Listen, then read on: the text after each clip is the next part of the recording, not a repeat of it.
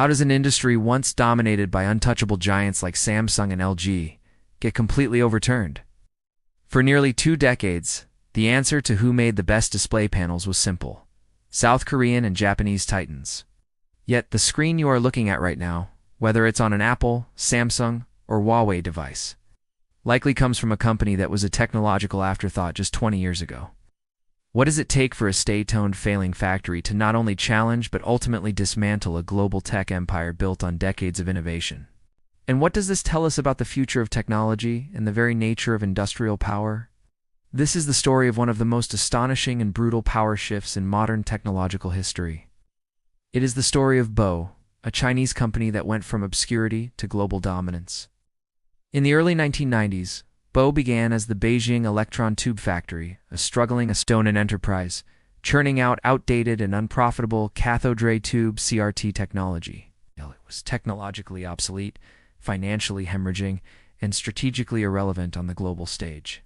Even after its restructuring in 1993 and renaming to Beijing Oriental Electronics BOE, the company was fundamentally broken, a relic of a bygone era, seemed destined for the footnotes of industrial history.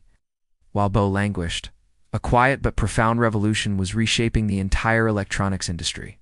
The bulky, power-hungry CRT was being systematically replaced by liquid crystal display LCD technology, a sleeker, more efficient, and infinitely more scalable alternative. This was a paradigm shift, and its epicenter was in Japan and South Korea. Companies like Samsung, LG, and Sharp were the undisputed pioneers, investing billions early on to build formidable technological moats. They held the patents, the expertise, and the manufacturing scale that made them appear invincible. In this new world order, BOE was an entity. It possessed no proprietary technology, no seasoned experts, and absolutely zero credibility in the nascent flat panel display market. The company's trajectory was forever altered by the vision of one man, Wang Dongsheng. A former finance professional, Wang possessed an almost unnerving tolerance for risk and an exceptionally long-term strategic outlook. He identified a fatal flaw in China's burgeoning electronics industry: its complete and utter dependence on imported displays. These panels were not just components. They were the most expensive and strategically vital part of any modern device.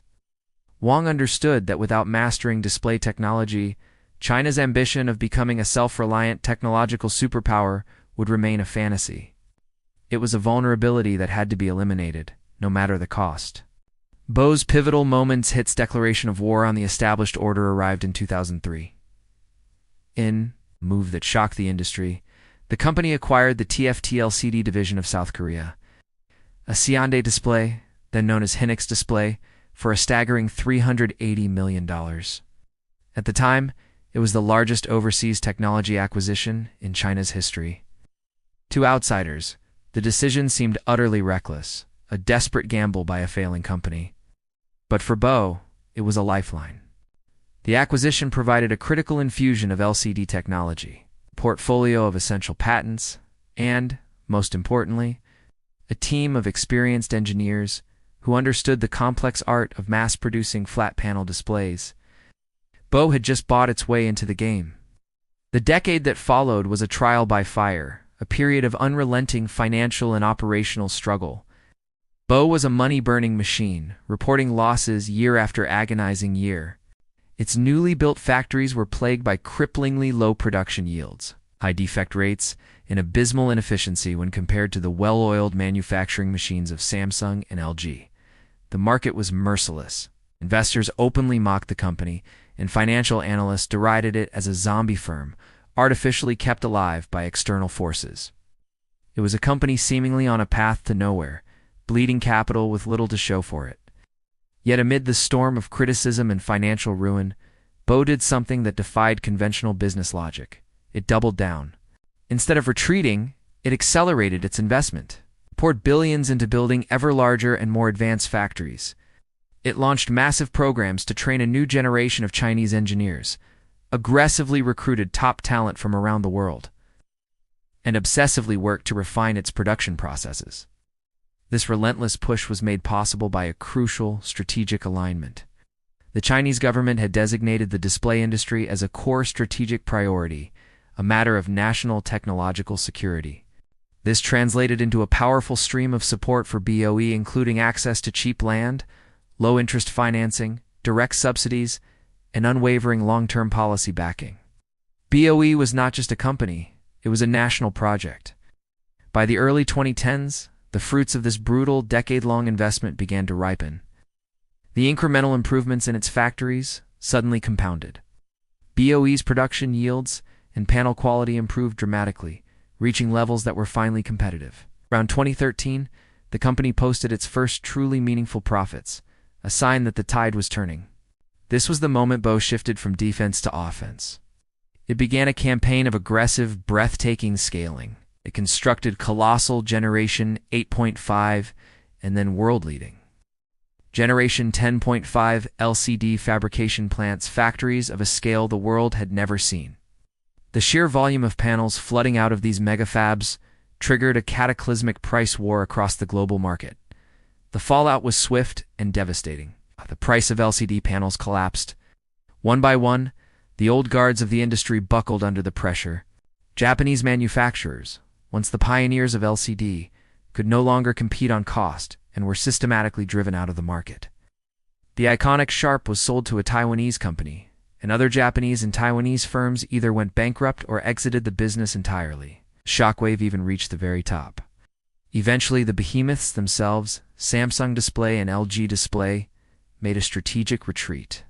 Facing unsustainable margin compression in the LCD market, they announced their withdrawal from the business they had once dominated, choosing instead to focus their resources on the next generation of display technology, OLED, by the early 2020s. The revolution was complete. BOE, the former laughingstock, had become the undisputed king of LCD, commanding a global market share of roughly 25 to 30%. It had destroyed an empire.